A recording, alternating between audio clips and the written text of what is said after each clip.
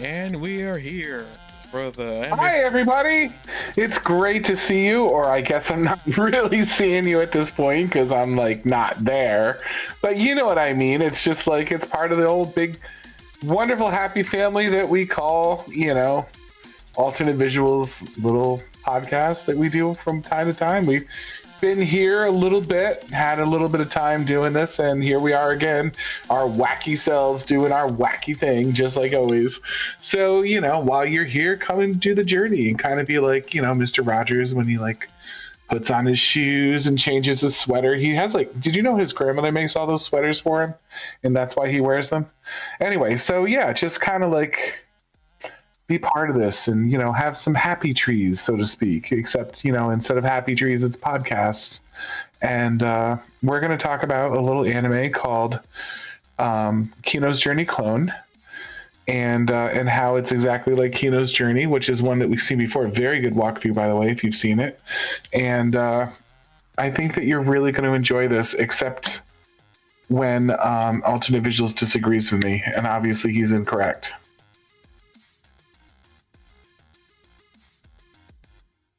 I had a point I was going to say, then I completely forgot, but then I just remembered. Also, wasn't Mr. Rogers also revealed to have had a Nazi tattoo on his arm? Probably not. I feel like there was. Hold on, let me. Probably not. I feel like I saw this before. I'm sure you saw it before, but I struggle to feel that as credible.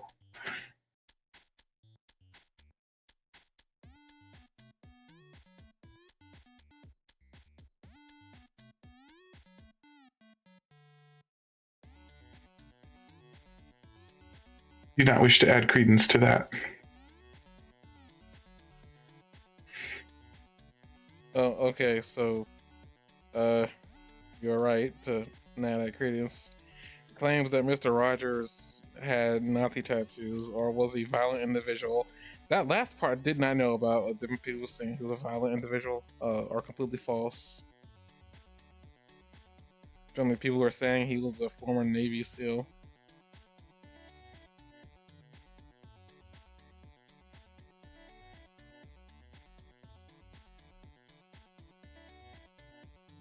But boy, that had been something if it had been revealed after he passed that he was in fact not the "Would you be my neighbor?" I didn't really watch that a lot.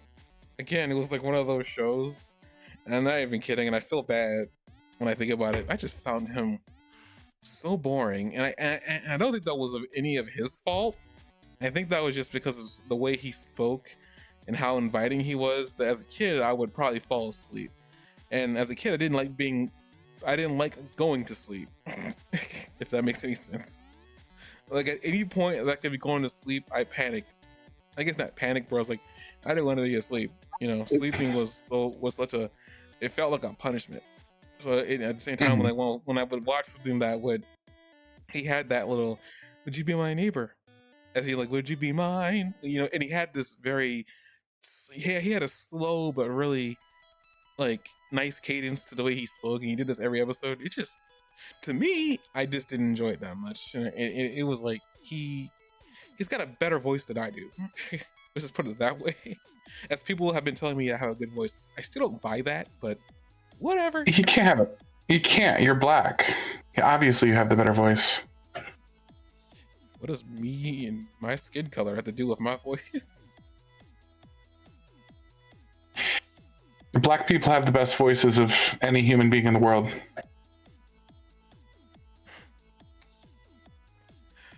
Moving on to what we're actually here to talk about. Does that count? Does that count as a? Sorry, does that count as a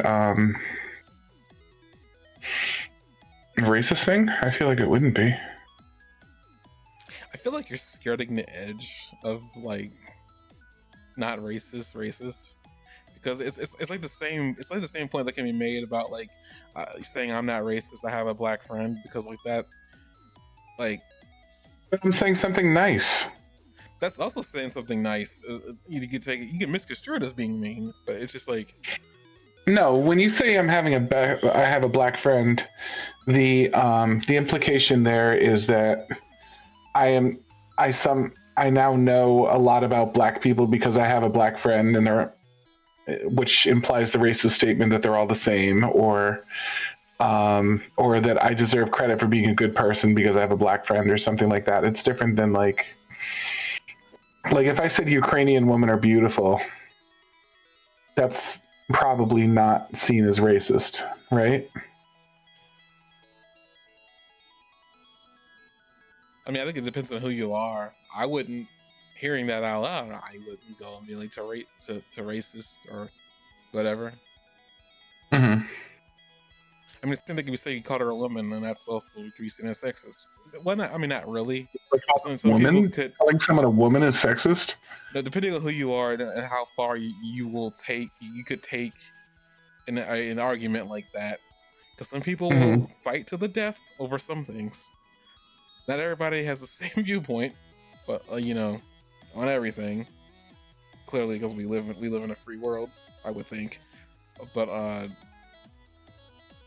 it's just one of those things. I think anybody can make an argument at anything. Like Mm-hmm. that's what I was saying. Like for me, if like like when you say like all black people have nice voices, while you are saying something nice, you could also misconstrue it as a racist comment of like, because this person is black, their voice is nice, versus attributing their color to their voice, meaning that if they weren't black, their voice would be bad. And it just attributes to a whole like that there are ways that you can twist, and I guess maybe that's what it is maybe twisting people's words to get different meanings out of something. It could be seen to make it seem like it's something that's not. Is also bad, but sometimes people do it unintentionally, and some people do it intentionally. It depends on who you are. Basically, what I was trying to get at the entire time before you said that was like, I don't believe people's voice is that nice or nice at all. Because I also don't like listening to myself, but that's just me. People apparently like listening to me, which is, okay. I'm glad you like my voice. Because I've had multiple comments in my life of people liking my voice. So I'm well aware people like my voice. It's just, maybe it's because I have it and I'm listening to it all the time. Mm-hmm. And I can hear the imperfections because it's my voice. But we're here to talk about Frieren Beyond Journey's End episode 2. I believe it's episode 2. I don't know why I thought it was episode 3 when I was I love how that was the stuff. first 20 minutes of our podcast was discussing if that was racist. I mean, it was also including the Mr. Rogers stuff, so we're not going to get into that. I always think about that I should You add think like Mr. Rogers is racist now? No, the whole Mr. Rogers and Nazi thing. That was also part I of don't the think first Mr. Rogers is racist at all. What a hot take that is. I could actually mute you right now. I have full control and autonomy of that. I will not, but I have. Why would you do that? I have the full autonomy to do that. Okay, but that's abusive. Why do you want to abuse me? How's that abusive? Moving on to the next episode of Frieren. I guess this episode 2, not much happened other than the cleric.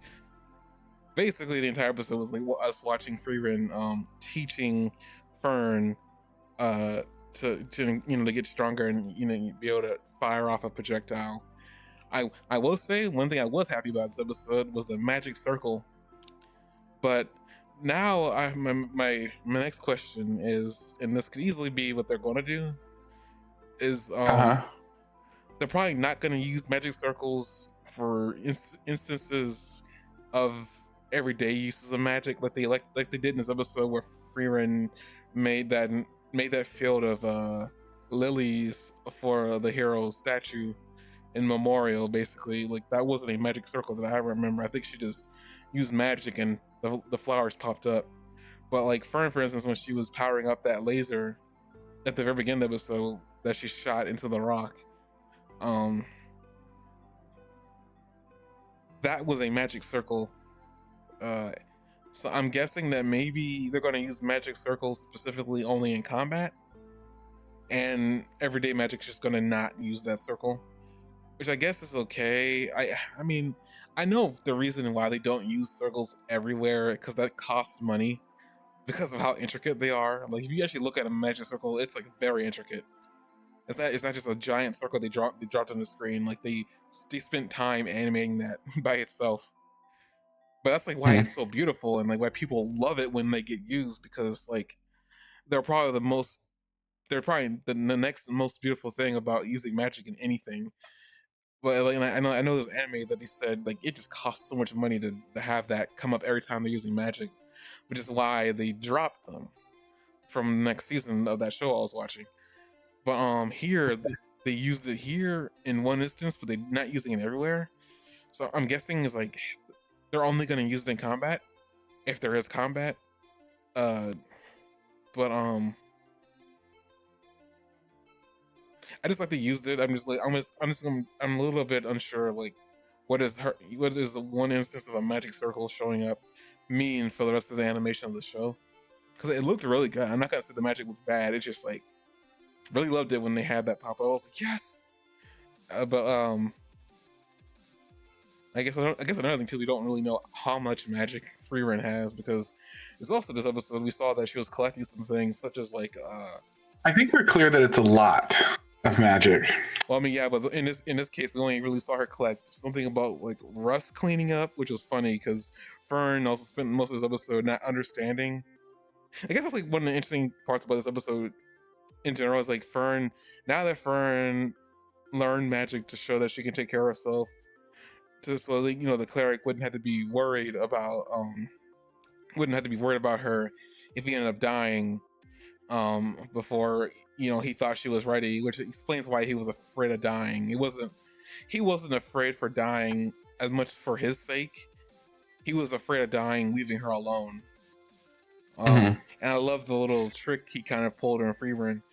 That it's still funny to me that apparently, I guess it shows the kind of relationship that Frieren has with those people in her group. The fact that she can actually be tricked so easily by these guys, because like she'll have a conversation and she would never think that there's an ulterior motive until it's already happened. Like him having her decode that book was more just of a time sink, so that allowed Fern to get stronger enough for her to be able to hold her own, because that was Freeman's argument before, was the fact that she would get in her way. And he's like, well, she can't get in your way now, right? And she was like, you tricked me. I was like, how did that work? I guess she's not as smart as I thought she was, or she's really just that gullible. It's one of the two. Because she appears smart in other ways, but it just like to me, I thought you wouldn't be able to pull one over her. But I'm guessing, I'm guessing she's just not as intelligent as I thought she was, or I wouldn't say intelligent. I shouldn't say intelligent, because she is intelligent. She's not as um she's not as capable of seeing through words and actions as I thought she would be. From the fact that her being 1,000 even plus years old, I thought she would have gathered that ability. But I guess it kind of leads into the whole thing you asked last. See words? What? Seeing through actions. Like the priest tricked her into staying long enough to help. Oh yeah, but I think trickery is that priest's whole thing. But I'm like, but she's older I mean, than as a him. writer, you know what I mean? Like, I think the priest's whole thing is that he can trick people. But still tricking Frieren, even though she's like much older than him. She doesn't understand people, though.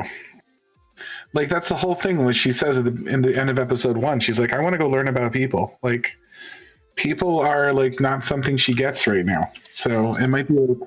It could be a cultural difference. Like, sure, it could be just elves don't act like that, and she's mostly used to elves. Excuse my voice. I've got a little bit of a cold. You've been sick a lot recently, I noticed. This is hanging on from last week, but yeah. When you have kids, you get sick more often than when you don't have kids. They bring everything in the world from school. I also forget you have a son. I don't know why. I've heard him multiple times, so that's just a me thing. No, I was just shocked that Frieren, because it's like, to me, I guess it's like she's not able to see through actions and words, see the true meaning in actions that somebody may be slightly not telling her the full truth of. It just seemed kind of funny to me that Frieren says that she get in the way, only for him to then ask her to decipher a book, which later on she finds out that there is no immortality spell in the book that he had asked her to decode, and that he only did that so she'd stay long enough for Fern to get stronger, um, which she did. I just thought it was just really interesting, like that she couldn't have seen that, and maybe I don't know why Frieren didn't offer to, as long as Fern wasn't involved in any real fighting, Fern could get stronger on her own, and it seems like Fern's capable of getting stronger really quickly because she did. I think she's 16 now. I think by this point in the episode. I also wasn't expecting her to get older this episode, but when it was happening, I was like, oh. So You know what's weird? I thought she was 16 at the end of the last episode too. You agree that she's 16 at the end of the last episode? I believe she's 16. Yeah, why? Because in this episode, they casually throw out there that 26 years has passed. No, she was a little girl, like a really young little girl. At the end of last episode, this episode. At the end of last episode, I thought she was about 16. At the beginning of this episode, they suggest at one point that 26 years have gone by. No, I get.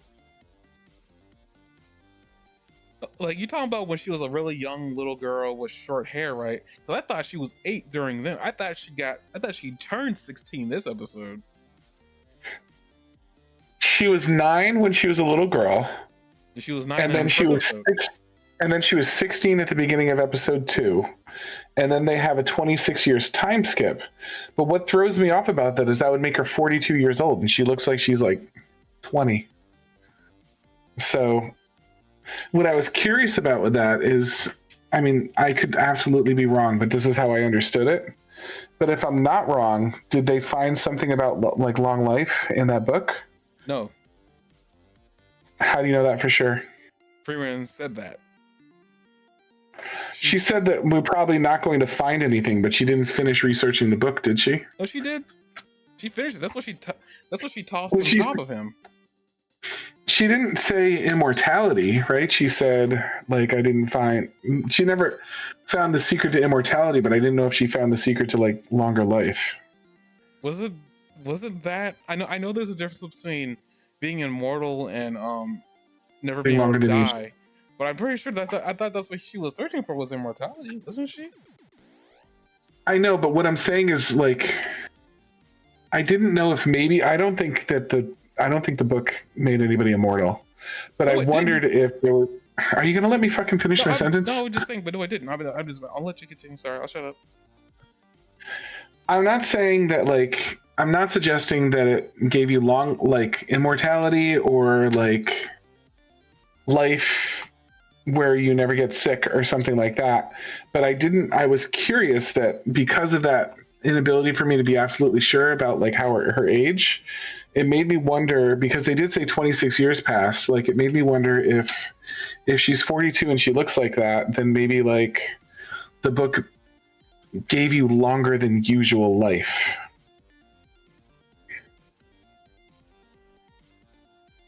I'm gonna say that, at least according to the wiki and her age, that doesn't really spoil much of anything. She doesn't, as far as the oldest that they show her is 20. But like that doesn't look like that's currently right now. Like it says current, but that's current as of manga. Because she's 9 as in chapter 2, and that is when we see her for the very first time. And then apparently she turns 13 in the middle of chapter 2.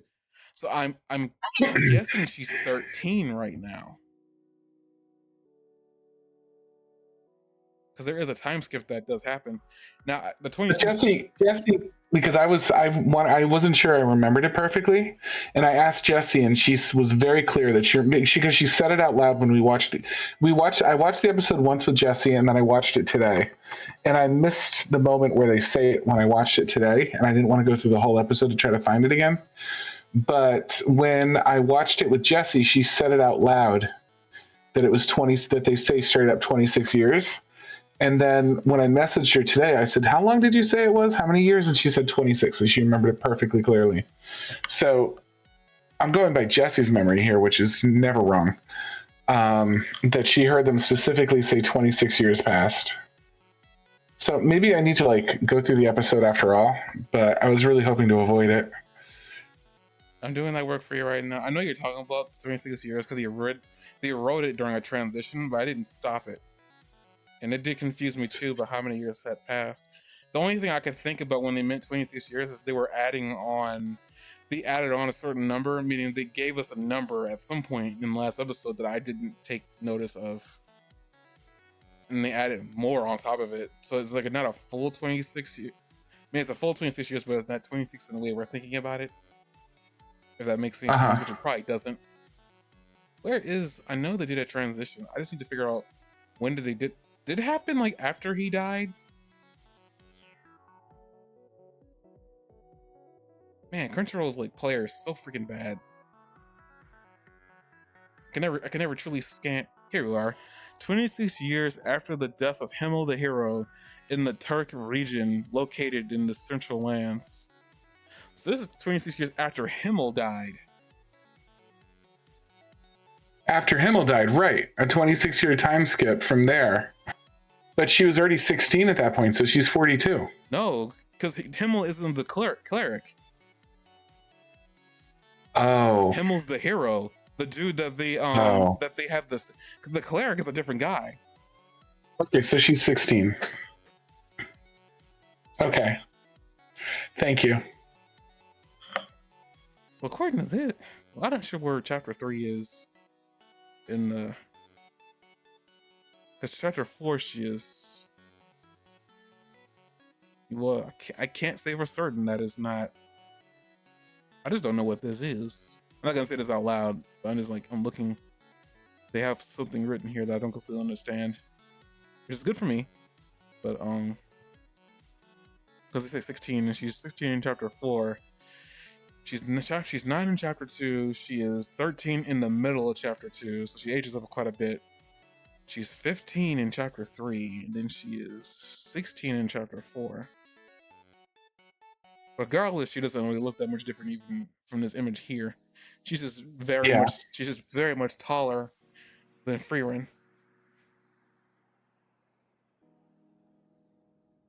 And it looks like she's remained 16 to 17 for a long, long time after chapter 6. So at some point, they stopped skipping time. Mm-hmm. I gotta know. Chapter 4, what the heck are you talking about here? Is the...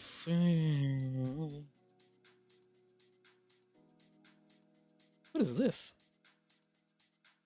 Oh, it's just the writer's name. I was like, what the heck? Never seen that before.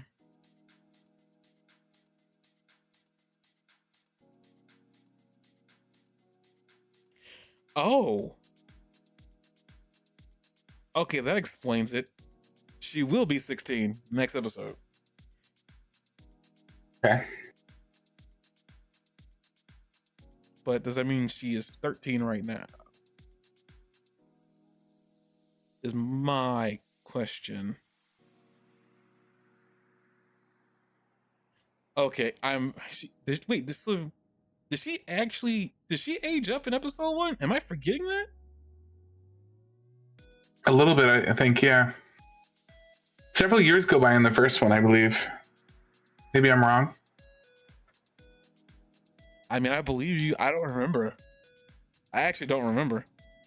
And I would go back to find out, but I don't really care all that much. But I will believe you that it makes sense. I do remember her looking a little bit different, but it was only because of her height. Mm-hmm. That was about it that I remember. Okay, so I mean, right now, because we're about to be in episode 3. You know, as of next week, she's 16, and that really was what matters right now. That's what I would just go by. Because she really doesn't look that much different. But yeah, okay, so I didn't get just to read this because I did see 26 years that passed, and then then they transitioned so quickly I wasn't able to read it, and I didn't go back to read it. So yeah, so this makes a lot more sense now. Because I was kind of curious. Cause like, are they saying this 26 years after he died?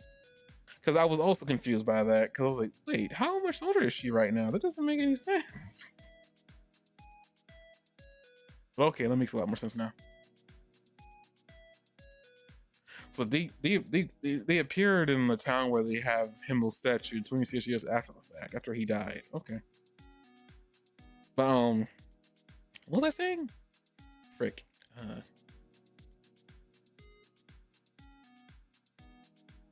I was talking about Frieren a little bit there, and Fern. Oh yeah, I guess Frieren's personality.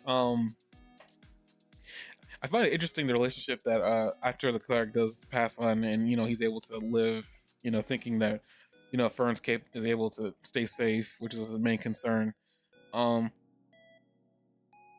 So it was him, the cleric, that returned. Was it that he returned Fern to her family, or he took her from her family? Because there was a point in the episode it showed like he was at the door of her family, and they had her. But there's also a point we see that apparently Fern's like standing on a cliff above her village being on fire, and it seemed like they hadn't met until then. I'm probably making absolutely no sense there, and I apologize. I don't.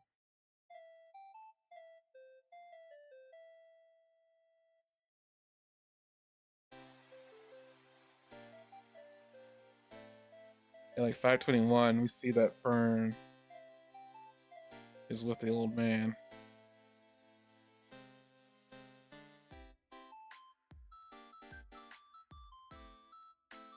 Oh, cool. I don't get I don't get subtitles because it's English. Dang it! I wanted to listen. I wanted to read it. No wait, I got subtitles. Why aren't they on? Hold up.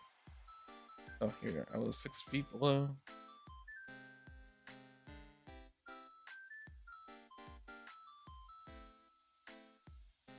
I guess her calling him Mister doesn't mean that she doesn't know him by any means.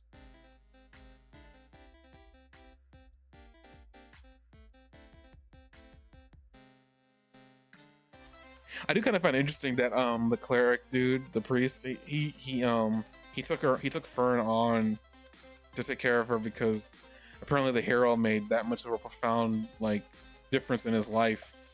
I thought that was it because like at first I wouldn't have thought, I wouldn't personally, for me, I wouldn't have thought the hero was that much of a good guy based on like the little bit that I definitely saw of him in the first episode where he seemed kind of like self-absorbed. Mm-hmm. So to find out that he was that much of a decent dude was like, so part of me wonders if like the whole I want to be recognized as just a part of a persona that he was putting on that he isn't really truly like that. But I guess at the same time, him being a hero and him wanting to save people, I guess also kind of like there's probably more to his personality that we'll never get a chance to know because well, he's dead now, but we only really get a piece of it from the cleric guy. I thought that was interesting. Showing that the hero had an impact on him too. It makes me wonder. I wonder like what kind of impact the hero had on the dwarf dude. Because now I'm curious about that. I wonder like what type of person was he in front of the dwarven dude. But I guess we'll find that out eventually. You seem like a good chum. A lot better than I was giving credit for. I also like that as the after Frieren decoded the book, which I could probably find out if she decoded the entirety of the thing here. I thought she did. I swear that's what she said that she did. Maybe I'm wrong.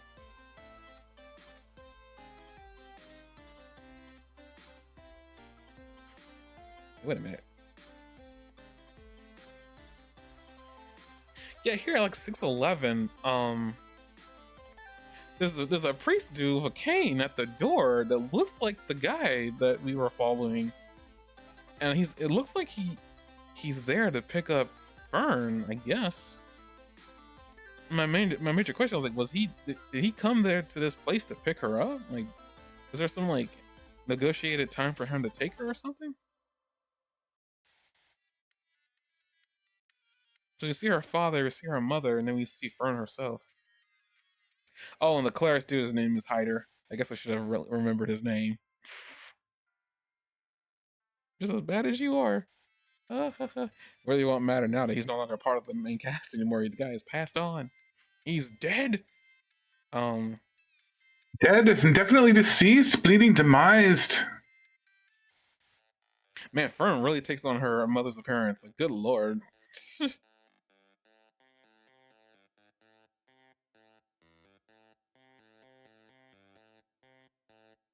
Let's see here. This is gonna get copyright struck down immediately. It happened before, it's gonna happen again. I'm trying to scrub through this. Wait, hold up. Skip right over it. Wait, hold up.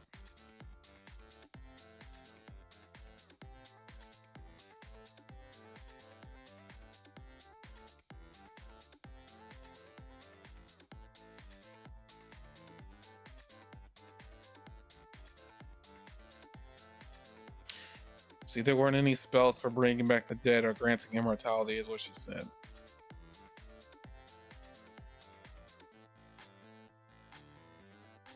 Which, based off of that information, like, I felt like she decoded the entire book. Because that's my assumption. The real purpose behind the book was just to get her to stay behind so Fern can get stronger.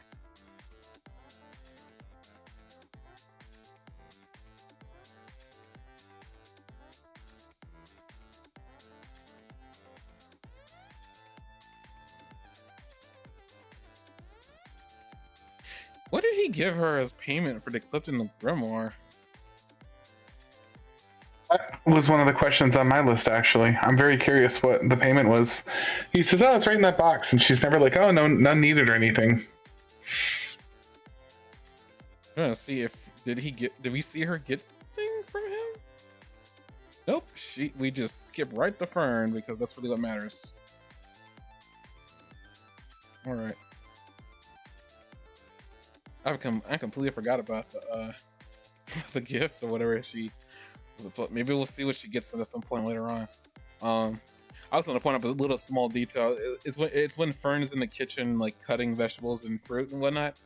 Like when they're talking about how much she has already lost, and it sounds like he's about to pass on.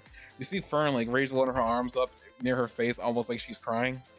Now that could be from the onions, maybe they were there, but I want to take that as like maybe it's her, letting her emotions out a little bit about her being sad that this guy is taking care of her for so long is like about to pass on. Because she even reveals that she knows that he's like on death's bed. The only reason why he's hanging on still is for her. But it's interesting that she's that perceptive. But I guess kind of leads more credence to like how much like Frieren and her are kind of alike. To some extent, not all the way, but to some extent. Yeah, that's pretty fair. I do love how like Frieren does come and pour that alcohol in his grave. It's like I came here to do this, now I can do it. Like, take this booze, old man.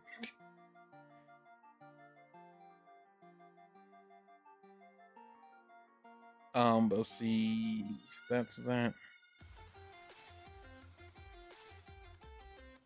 Yeah, she gets a lot of spells, and some of them seem like pointless, such as like cleaning the rust off of bronze statues, turning sweet grapes. It's funny though, because then it turned out to be handy. Yeah, that's what I wanted to point out. I was like, she gathered all these spells, but there's no way Frieren could have known that. Well, no, because she was aware of the statue out there.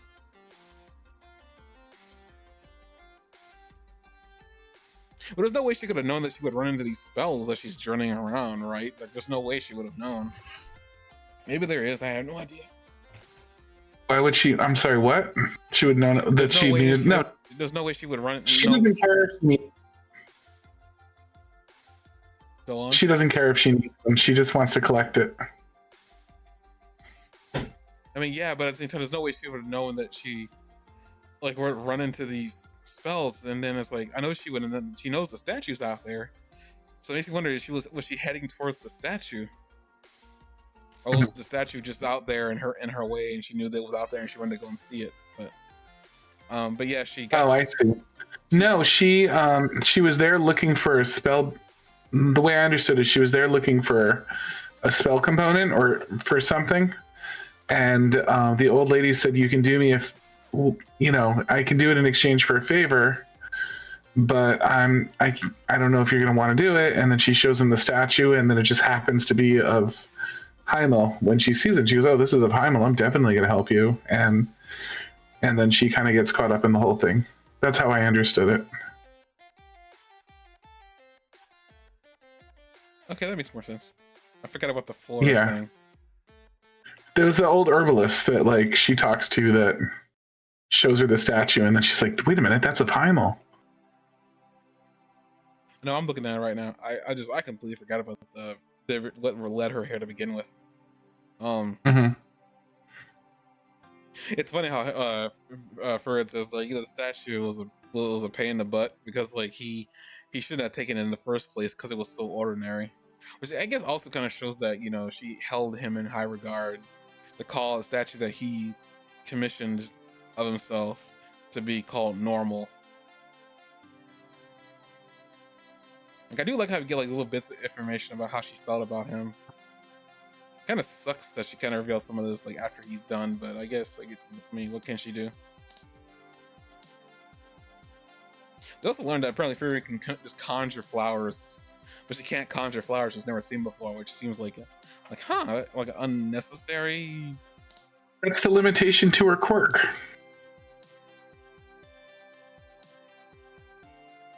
Like an unnecessary part of her spell. But I I guess love it when I cause you pain. Like when I cause you palpable pain, like that's my favorite part of the podcast. yeah, You had that was such an angry silence that you just made. No, I wasn't angry. I was just thinking. It was deep. It was deeply triggered. But it was all my fault, and I'm so happy. But during this part of her little journey of staying and looking for the flowers, because the flowers that Himmel liked were from his village, and apparently they had grown outside this old woman's house, but they didn't anymore. She was looking around, looking for this thing, and I guess this part of the episode I liked a little bit because it cultivated the relationship between Frieren and Fern. It showed a little bit more of the relationship that kind of already was there from early on in the episode when she was teaching Fern magic.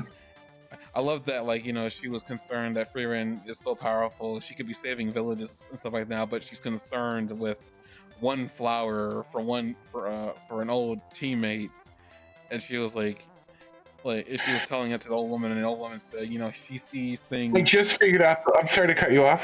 I just figured out the whole premise of this entire anime.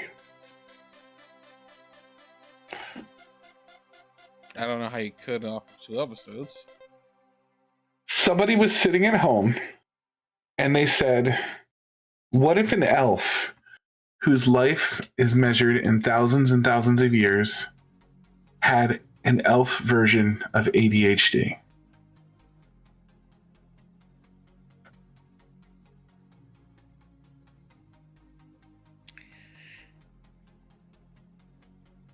I don't know how to approach this without sounding mean. What? I guess not really mean, more confused. An elf version of ADHD. Wouldn't that just be ADHD? Well, for a human, like you like have ADHD and you think, oh my god, flower, I need this flower, and you hyperfixate on it, and then you just like pursue the flower for like a really long time, like it'd be the equivalent of like when I decide I'm going to look at Wikipedia and then I look up and 8 hours have passed. That's ADHD. But in an elf world where like time is stretched, it would be, oh my god, flower, and then like 10 years have passed. Because ADHD isn't all just about not fixating on things, it's also about hyperfixating on things. I mean, I don't know if she was really hyper fixating on this. ADHD. I don't know if she's really hyper fixating on this. She just wanted to do. She really wanted this flower to go with the feet of her best friend's grave. Well, not grave, but This time, memorial. yeah, this time her ADHD had a noble side effect, but she's doing this for everything. Because it's clear in this, her Fern says many times, like this is exactly what she does every single time, and when she's talking to the herbalist about it, this is not special. This is what she does. And then she mentions at one other point, she goes, "Before I started collecting spells, I just wandered everywhere and I was aimless." Also ADHD like. Until you hyperfixate on something, you're just all over the place. The writer had ADHD and decided that they would make an elf with ADHD.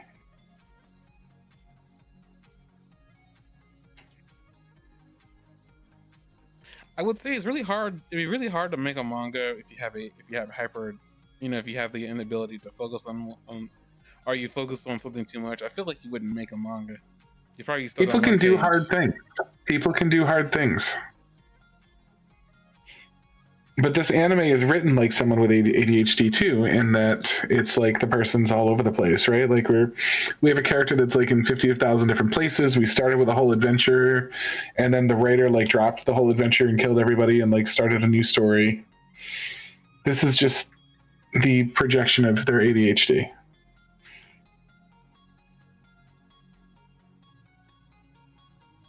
They didn't drop the original story. The original story was finished. This is literally called Beyond Journey's End. I know. But I mean, that's how it started. They wrote the first draft of the story, and then they got sick of it, and then they're like, no, I'm going to kill everybody and start over. And they're like, but I really like those characters, so I'm going to find a way to keep them too.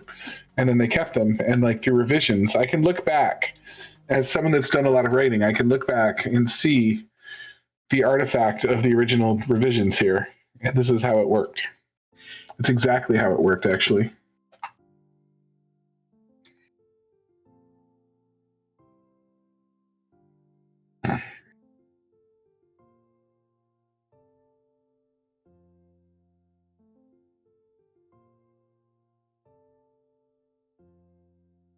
Don't hate the messenger.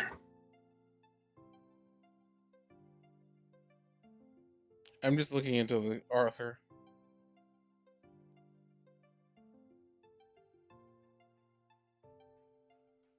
Are you like trying to prove me wrong? I'm trying to find out if this person had ADHD or not.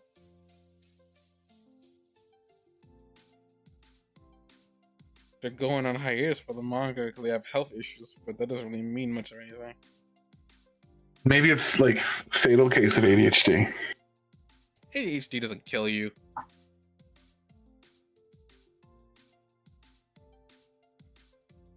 waiting for you to tell me I'm wrong. It's a fatal case of ADHD. This is one of the sisters I can't tell if you're serious or not.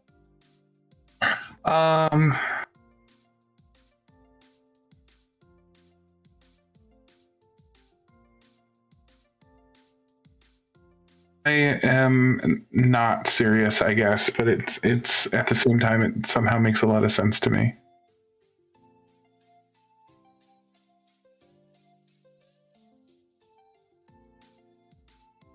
Oh wow, this hiatus is recent.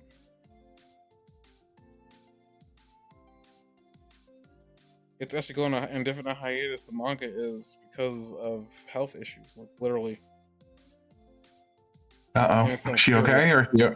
I feel like this was written by a woman. Maybe it's not right for me to. I don't know. I can't tell gender from Japanese names.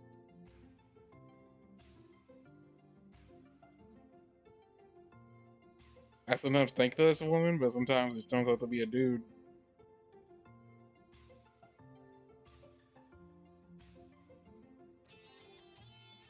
Kinahita Yamada. Things I don't know what Kanahito, if that's a traditional Japanese woman or a traditional Japanese man's name.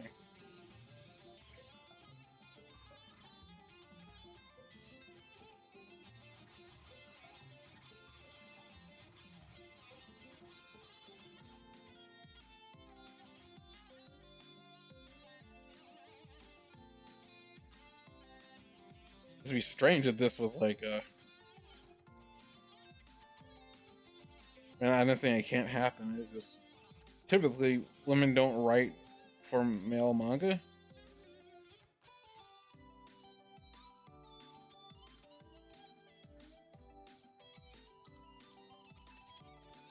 Well, it says around when he worked on an apprentice as an apprentice on Tamaki. So I mean, they say he.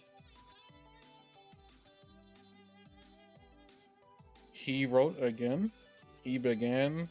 He wrote. He won.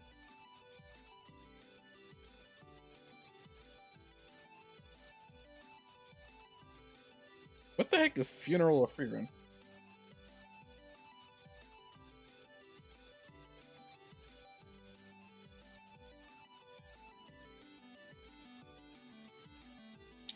You know, a part of me was like thinking as I was watching episode 2, I was like, it'd be really. It feels really weird with the way they're writing Frieren. Like, it almost seems like this is gonna end with her death. I don't know what's giving me that vibe, but I would not be shocked that this entire freaking show ended with her death.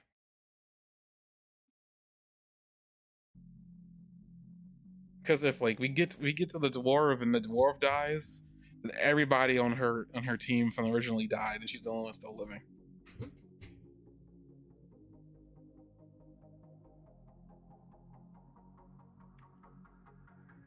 But apparently, there's also some help going on with like the person drawing the pictures and whatnot. I don't know, Tsukasa Ibi.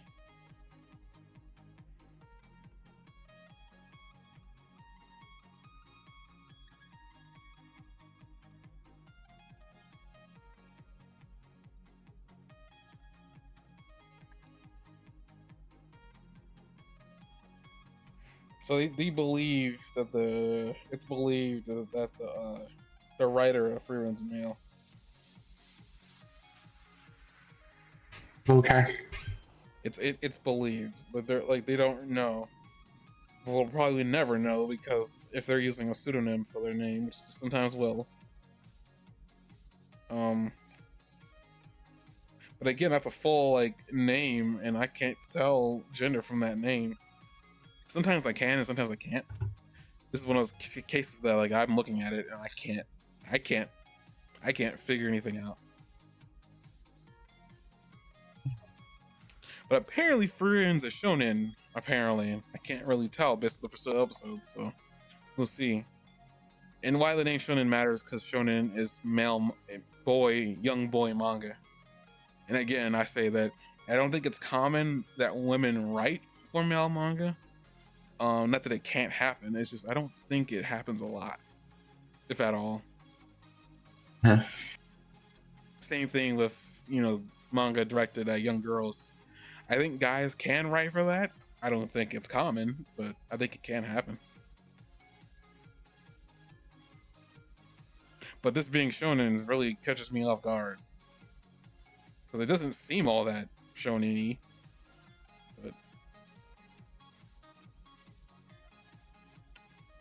As I'm jumping around here, as this is apparently my new normal. I like how Fern's kind of concerned that she is fixating on this thing, on this flower, regardless if she has ADHD or not. Can I talk about the flower for a second? Sure. I'm gonna use the bathroom really quick. I'll be right back. Do you want me to? Okay, I'm gonna wait for you. Why can't you just speak when I'll be back? Because I don't like to talk to nobody. It's weird and awkward and vacuous. Don't you make? I'm gonna use the bathroom. I was gonna say, don't you make YouTube videos? Mm-hmm.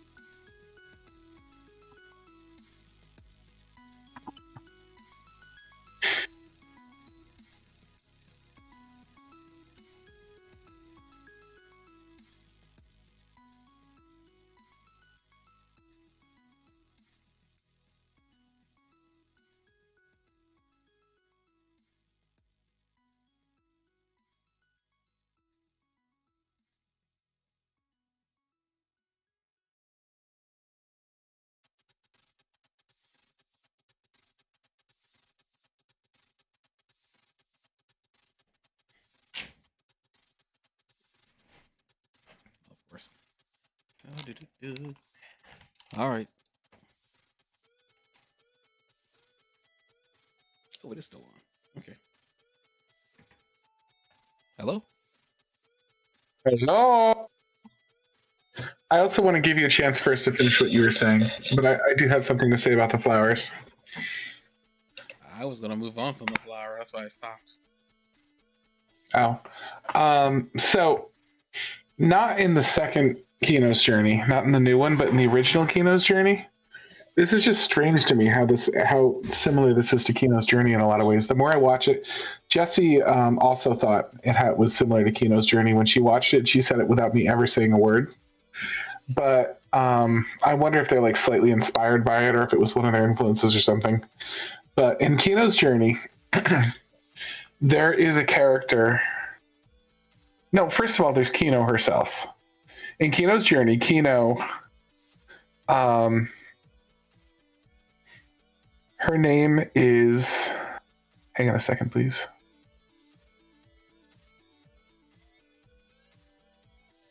Her name, which she's forgotten, is of a specific type of red flower. And she loves the red flower. Like there's one scene where she like falls into it, the big field of red flowers, and it like means the world to her.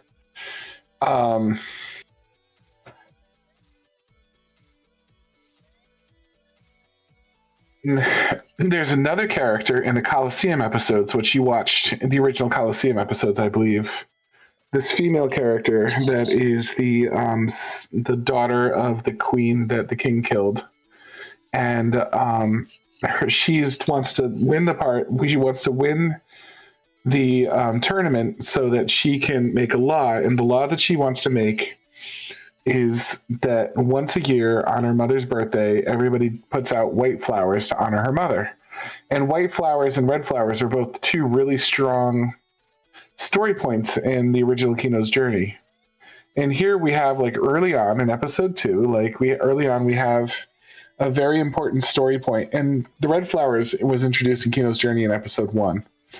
And then Coliseum is in the first few episodes too. I forget exactly which ones, but it's early in the season that they establish the significance of white flowers.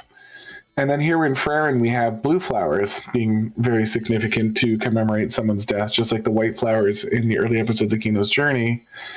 And Kino honoring her, the original Kino, by giving up her name, which was a flower name. It just, and here we have a character named Fern. It's just all sort of interesting. That's all.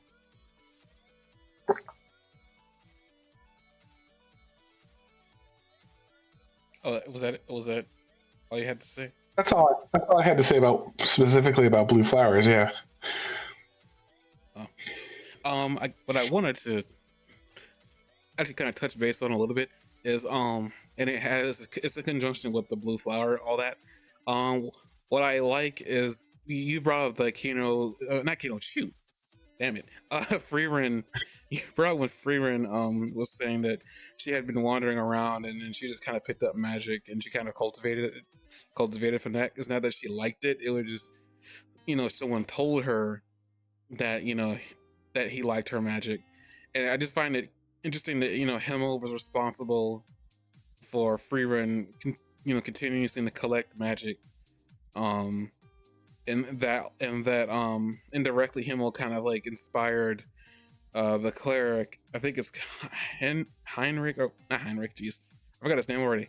But the priest, he kind of inspired Fern to do the exact same thing, because Fern brings the fact that she brings up. I mean, I don't think she says anything out loud, but you see in her memory that part of the reason why she does magic is because the priest is responsible, and that Frieren even brings the fact that her and Fern are more alike than Fern is like willing to admit at first. Uh-huh. And I just find that kind of interesting that two people were responsible for these girls, not really not really falling in love with magic, but liking it enough to continue to get stronger in it. It's like Fern continues says that it could have been anything, but I just chose magic. But it's like it's pretty clear that both of them love magic because they wouldn't be going further and deeper into it if they didn't. They just don't like admitting that they love what they're doing. But also, a part of me is thinking, and I'm going to attribute this to mostly my own headcanon and what I'm feeling. A part of me feels like Frieren might have like discovered that maybe she was in love with Himmel, but like wasn't really willing to admit it to herself. And again, this is headcanon. Nothing in the show was even remotely selling this, but it's like she is really fixated on things revolving around Himmel, and it just seems really interesting that like this is like the one thing. The flower is something fixated with him, and I'm pretty sure a lot of it is the fact that she just misses him and she wants to keep remembering who he was and the good deeds he was. I suspect that we'll see more about what Himmel did when he was alive, because this is like one of the situations we see is that he saved this village. So it sounds like Himmel did a lot more than just like defeat the Demon King, whoever that was. Demon King Piccolo? Sure, why not? No, that did. Sometimes do I just make you give up on life sometimes? Yes. I just like, you know what? I'm not even gonna argue, fight. Like even agreeing seems like it's too far. I was like, I'm letting you have your jokes. But I do like how similar Fern and Frieren tend to be. It's interesting that Fern does have a high, her mana control is what Frieren says is like it's very freaking high, and that she was capable of learning so fast, to be able to shoot at that projectile,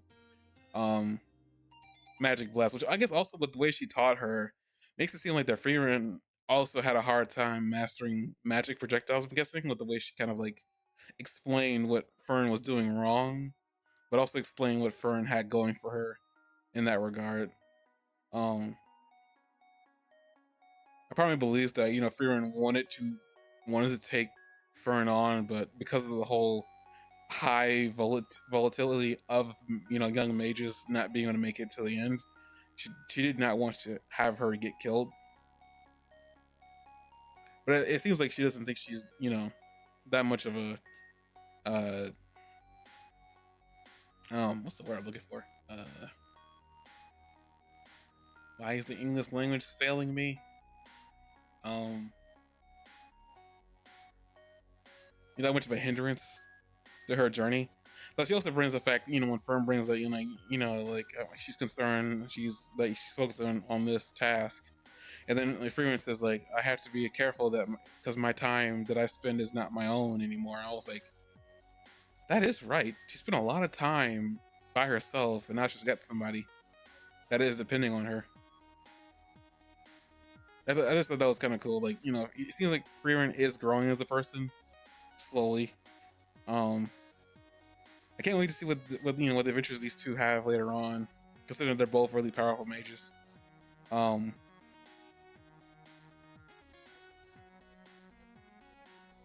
to think, they do get the flower, and then Frieren, like, apparently the Himmel said that he was going to take Frieren to see these flowers a long time ago, but unfortunately he's dead and he didn't get a chance to. But she's like, well, it's about time I got a chance to see these flowers. I think that this episode does a good job at showing the relationship between Himmel, the cleric, the dwarven dude, and her. Like, I do like that even though he's long since passed, the memories that she's holding, it shows how much of how much of an impact he had on her as well.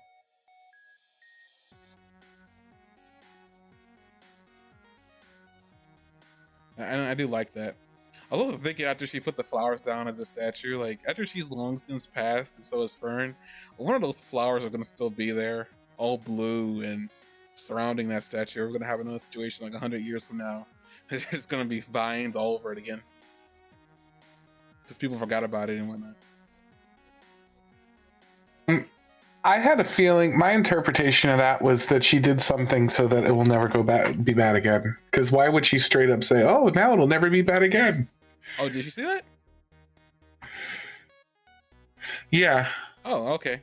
Well, then my whole Oh, it's beautiful. It'll never be a problem again. And they don't say that she did something with her magic to make it never be a problem again. But it'd be easy enough to find this spot. Let me see if I can find it. well, I guess that's the magic then. Like, I mean, she did like cause flowers to bloom in a spot where they normally don't bloom. So maybe there is just magic. She managed to put magic down, and then like, because these flowers are magical, they won't die. AKA, no. Okay, look at 24 minutes exactly. She says, "You've ensured that time will never get the better of this statue again."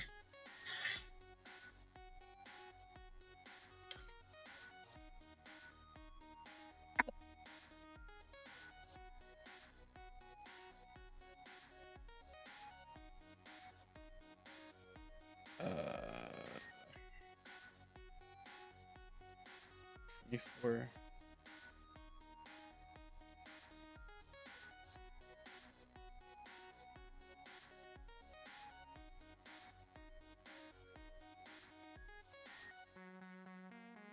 Oh, okay. I completely forgot she said that. Okay.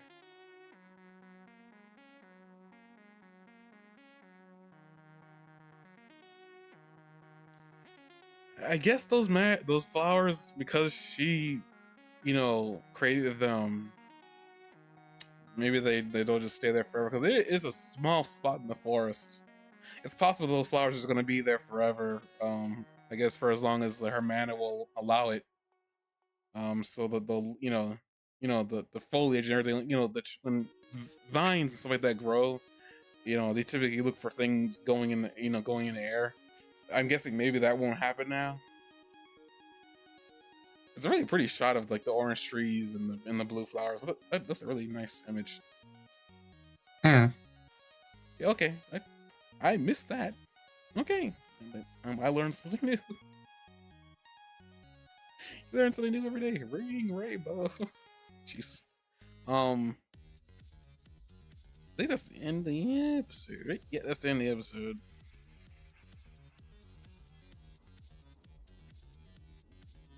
Anything else I missed that I wanted to talk about?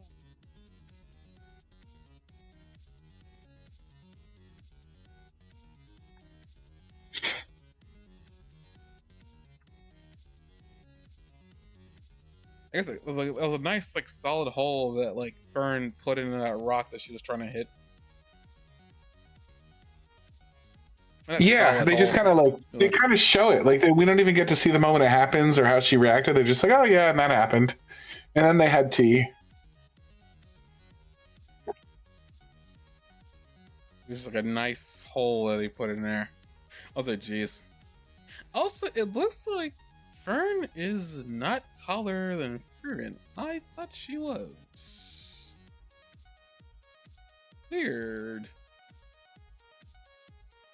Unless, is Fern on her knees?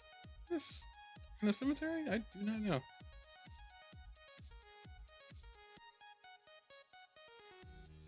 What'd you say? No, I was like, I thought Fern was taller than Frieren. No, she is not. Why did I think she was taller than Frieren? I don't know why I thought she was taller than Frieren. I don't know. Okay, now I'm looking at Fern again. That is definitely 13 years old. That is not 16.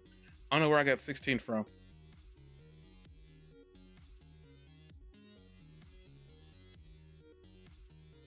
I mean, not that her height, but like when I look at her again, like yeah, she looks younger in this image. Yeah. I guess I will let you. If you have any more notes that we didn't touch upon, or that I did steal, I apologize for that. That was Hey, one unintentional. sec. No problem. No problem at all.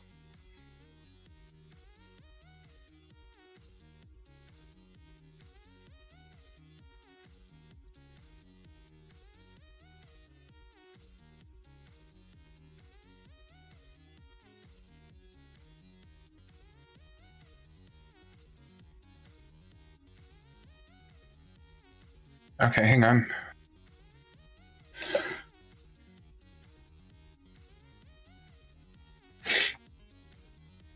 Okay, I'm going to do my best to not say something that you've already said, okay? Let me know if I hit something that you've already said. Is Okay. that is that is that freaking copacetic enough for you, buddy? Had to be so mean, but yes.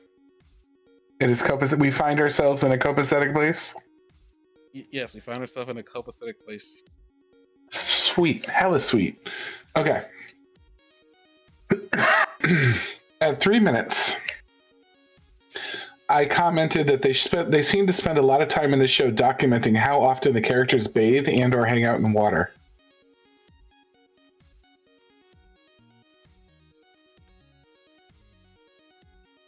I am pausing so that you can make a comment if you would like. I don't got much more to say. Do they? I know we saw a lot of that this episode, but did they do that last episode? I do not remember. Yeah, I couldn't believe how many times I saw Haiter in his like underwear in old man form.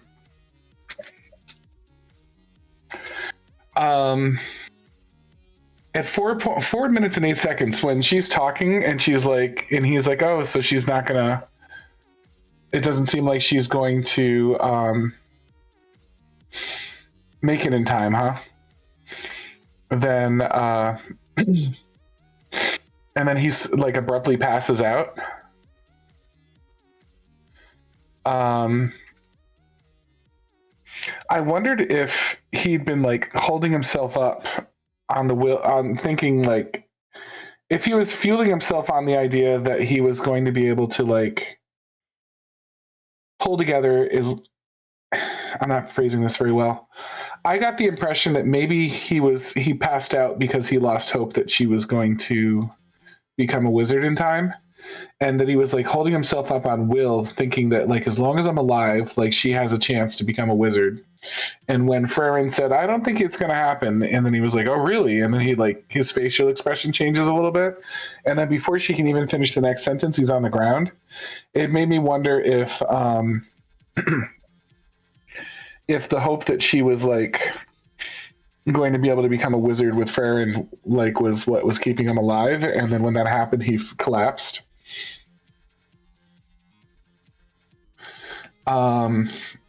At 5:10, I found it very poetic that Hyder finds Fern when she's standing on a cliff about to kill herself, and now she's like standing on a cliff trying to become sort of reborn as a mage, like and remake her. Go ahead. What I want to say is I don't think that scene's supposed to be, because this is something I was trying to get clarification on you from before. I don't Okay, what? think she was. I think because before we see that Fern is with her mother and her father in the home, right? Like we see the family together, but then at the door we see somebody that I swear looked like Hyder. Like he looked almost like he looked like a young version of Hyder for some really weird reason. But then later on we see that her village is on fire and she is on the cliff. Was she actually? I thought that she was just brought up there by him, because that's where she was safe. I didn't realize she was trying to jump. Yeah, because he basically says like, that'd be a waste if you jumped. I'm gonna go rewatch this scene because I do not read. Oh, there's a pebble that falls right off there, so she definitely stops right before that happens. Throw away your laugh now. Okay. I somehow managed to overlook him saying throwing your leaf. Nah, it would be wasteful. Okay. But then that scene before makes absolutely no sense with her and her family. I'm very confused now. Because like, what was the point of the scene with her and her parents and that dude who looked like a priest?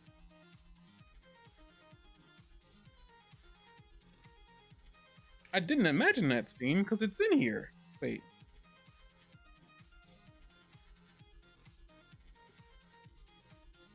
Sorry, you can continue. I just need to look something up. I need something for clarification for myself. I apologize for stopping your train of thought. No, you're fine.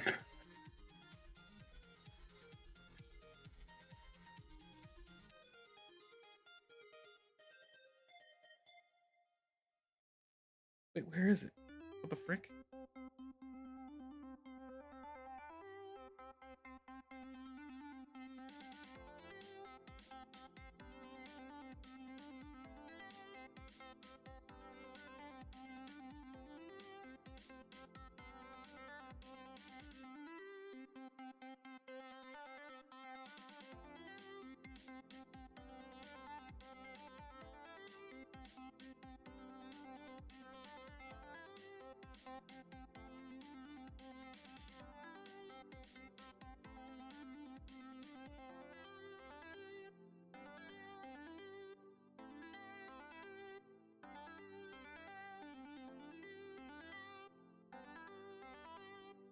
Okay, I completely missed. I don't even know where it's at right now.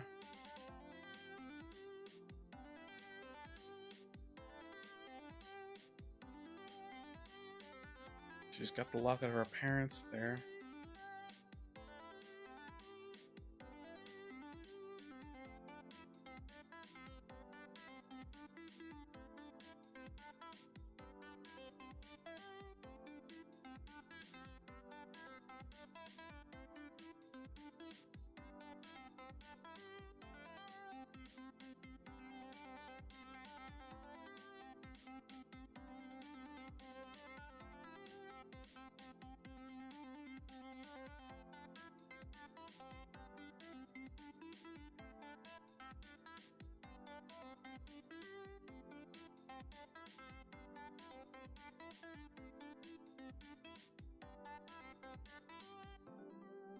Devil is that sound I'm hearing?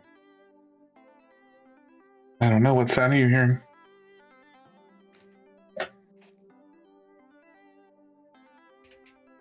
Oh, okay. It's just a fan.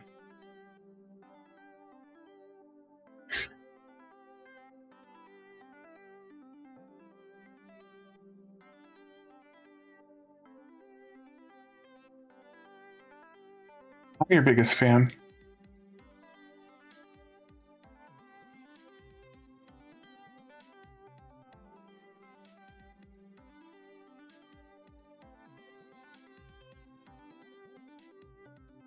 Saw I ignored you, right? What? Are you still looking? Yeah, I mean, that's what I tell you. You go on and finish what you were wanting to say. I just needed some clarification for myself. I'm still looking as a result.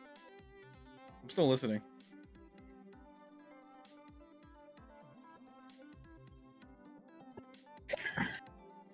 Okay.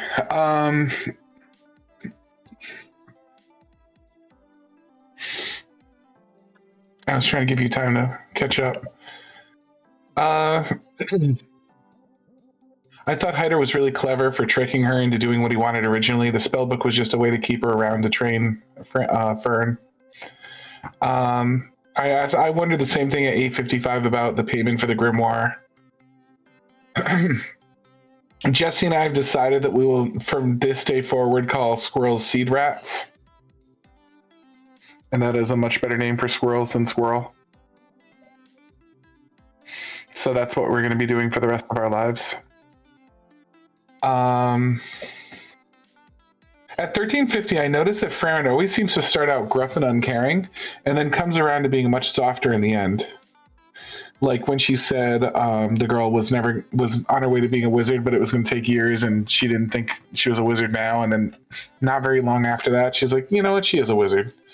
Or at 13:50, when she sees the statue and it's ripped up and stuff, and she's like, well, it's Himmel's fault. He should have declined that they build the statue. But then at the end, she's making sure the statue never falls into disrepair again.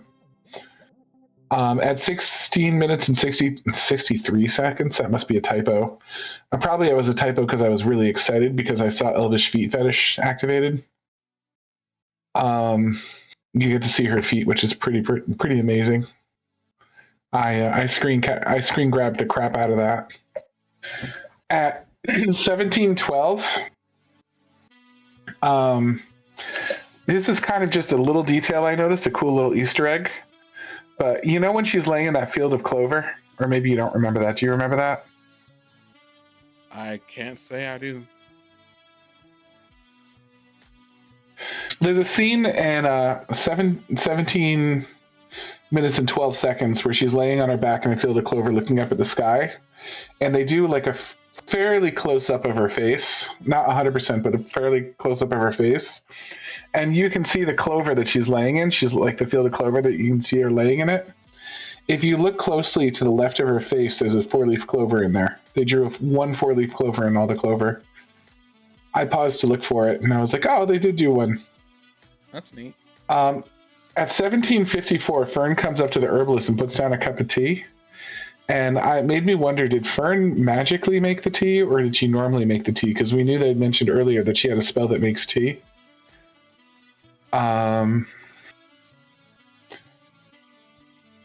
I did a lot of notes about the time skip stuff.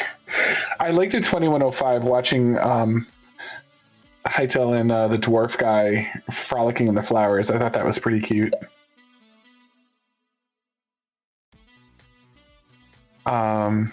Just a sec.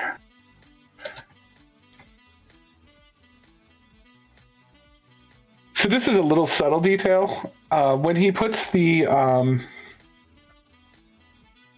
when Himmel puts the wreath of flowers on her head, she seems to like it, right? She remembers that. She puts a wreath of flowers on his head a little bit later and all that stuff. But also, it's an interesting little nod about how that was meaningful to her, because we know she's a little bit sensitive about her head being touched, because she says at least 2 to 3 times in the last episode that my head is not for patting. So I thought that was interesting that like that touched her enough where she got over her like sort of dislike of her head being touched and constantly having to say my head is not for patting. And then I had the Kino's note, and then I just wrote that the next episode is called Killing Magic, so maybe we're going to see something a little more aggressive in the next episode, since the magic is supposed to be for killing.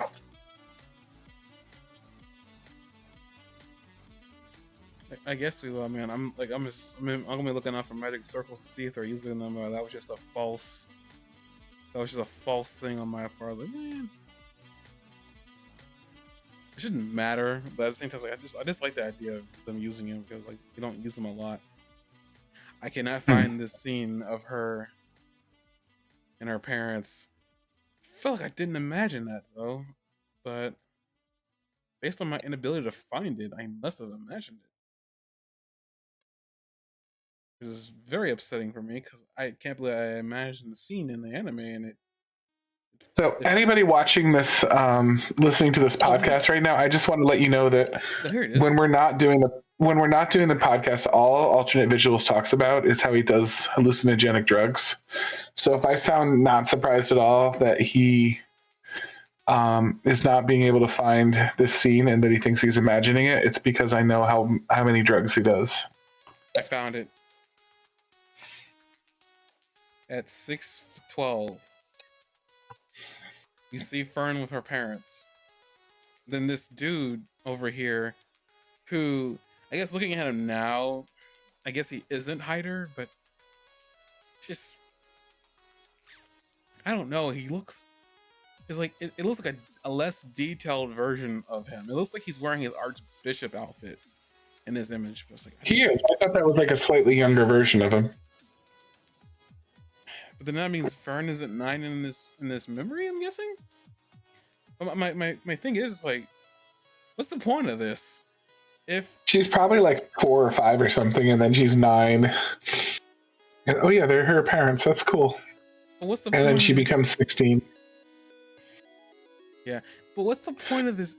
Like, my thing is, it's like I had initially taken this as Hyder coming to pick her up. But what you telling me, and then her actually, Hyder telling her, throwing her life away was pointless, or whatever. Throwing her life away is a bad thing.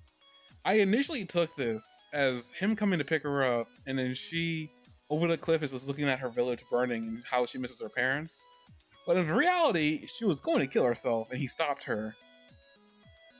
Then this has absolutely no bearing on that scene whatsoever, and my thought process on it was wrong. Which isn't the first time. But still, it's just... now I'm bothered, because like now maybe I'm misinterpreting scenes, and it's like... And I also did touch upon Fern, or not Fern, but Frieren's relationship with her, with him and whatnot. I forget exactly what you said, so I'm not gonna. I'm just thought I'd just bring it up, but yeah, I do like. I mean, her becoming softer. I will say it. I kind of now you brought that up. I actually kind of just now noticed that she is doing that. But I think a part of Mhm. that has something to do with not that this is really important. It's just my interpretation of it.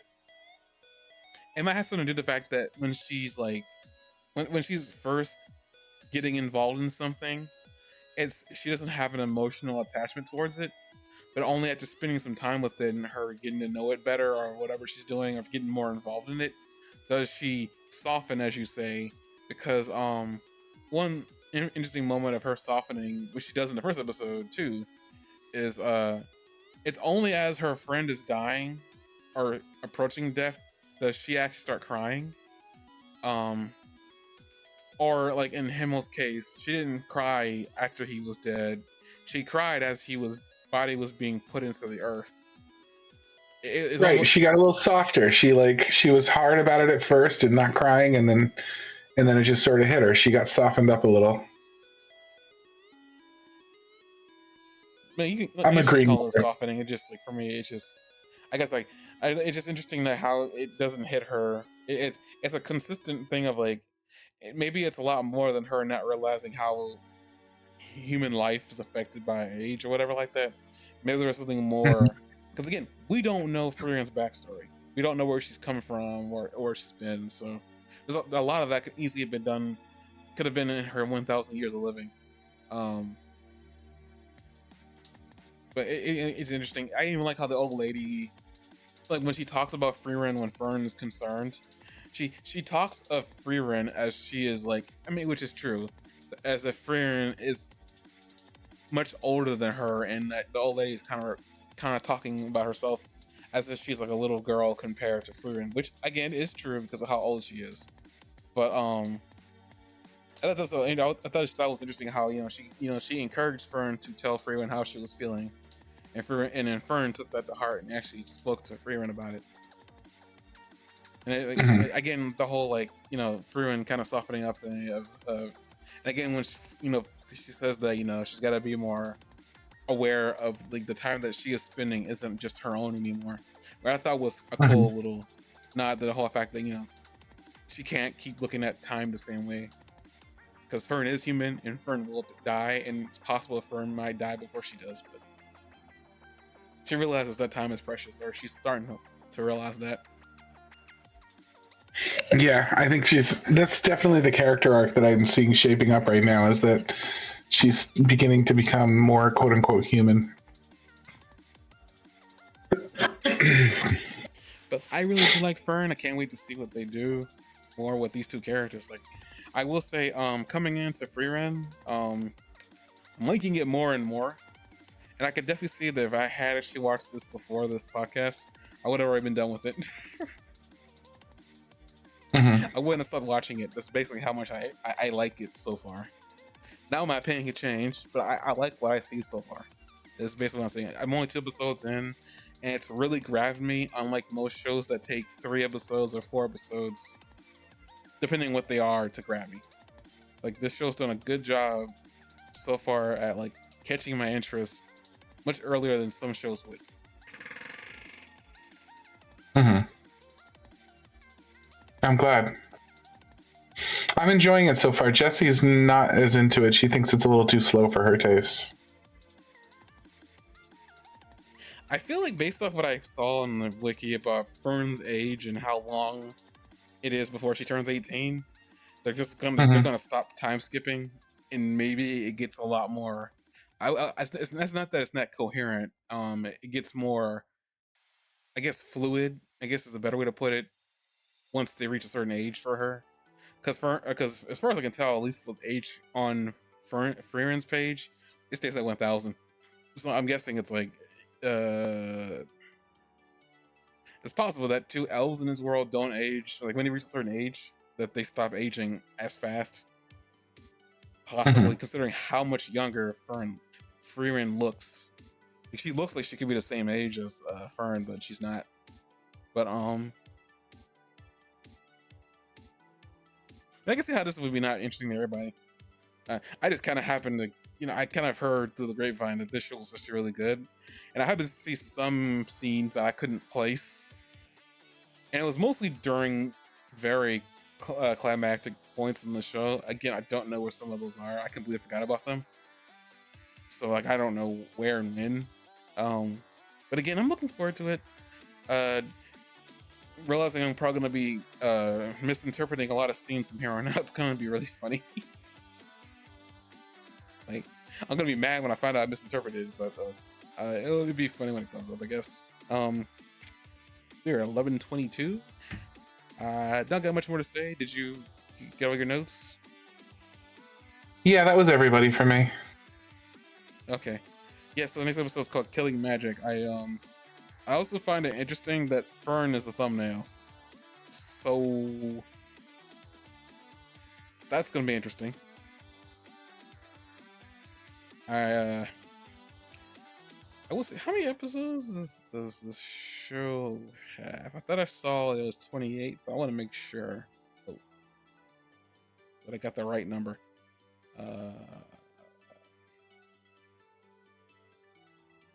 Yeah, this thing runs for a while. 28, yep, 28 episodes. This is the first season is. Like I said before, season 2's got 7 episodes in it. So far. So, oh well. I guess with that, we're gonna come back next week and do it again. For the podcast, I will see people here who stick around for like the game stream on Thursday, and if